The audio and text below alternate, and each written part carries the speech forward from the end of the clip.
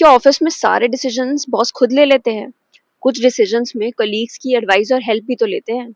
ऐसे ही कॉन्स्टिट्यूशन के आर्टिकल 143 के अंदर प्रेसिडेंट कोई भी मैटर सुप्रीम कोर्ट को उसकी एडवाइस के लिए रेफर कर सकता है। इसको प्रेसिडेंशियल रेफरेंस कहते हैं।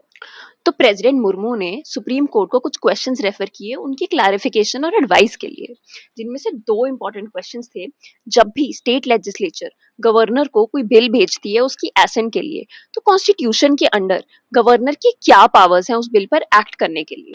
और दूसरा, जुडिशरी गवर्नर की इस पावर पर एक टाइमलाइन इम्पोज कर दे ताकि गवर्नर बाउंड हो with in that time period उसी बिल पर एक्ट करने के लिए, and after the expiry of that time period bill को डीम्ड एसेंट मिल जाए।